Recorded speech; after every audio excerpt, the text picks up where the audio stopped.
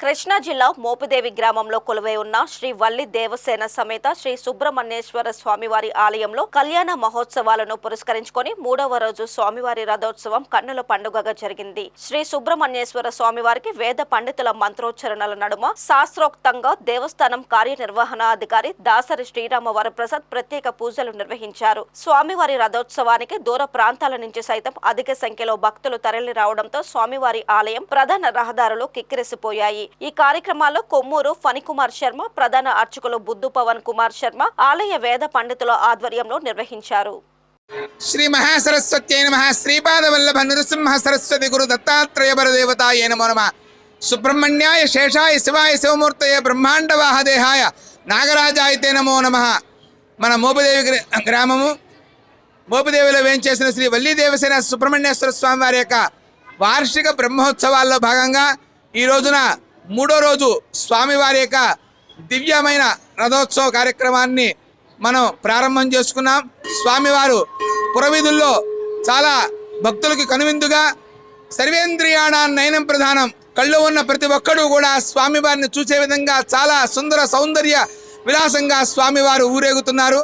ఈ యొక్క రథోత్సవంలో సమస్త దేవతలు కూడా రథానికి 4 చక్రాల మీద సమస్త దేవతలు, రథానికి ఉన్న 3 ప్రాకారాల్లో కూడా మూలల అష్టదిక్పాలకులు, నవగ్రహాలు, రథారూఢైన స్వామివారు ఈ చాలా విశేషంగా ఈ స్వామివారి యొక్క అనూరుడు మనకి సూర్య భగవానుడి యొక్క రథసారథి అనూరుడు.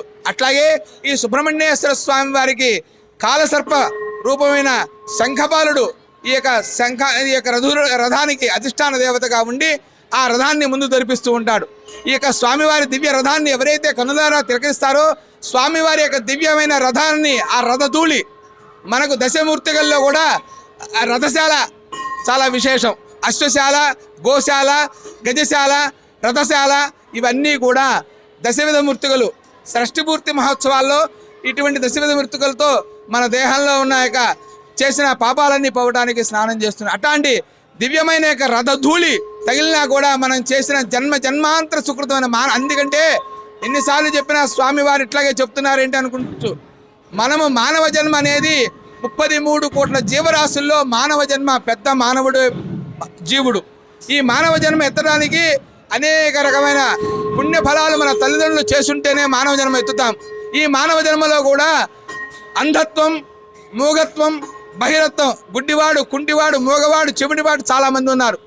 వీళ్ళన్నీ కూడా లేకుండా సంపూర్ణమైన దేహంతో మానవుడు జీవించి దైవ దర్శనాన్ని పొందాలి అంటే సనాతన ధర్మంలో అందుకనే దేవీ కుంకుమ నిర్మాల్యం లలాటే ధారయోజన ముఖేన షోడశకలే గృహే తిష్టతి శాంభవి. అమ్మవారి కుంకుమ బొట్టు పెట్టుకుంటే లలాట ముందు 16 కళలు ఆవిర్భవిస్తాయిట.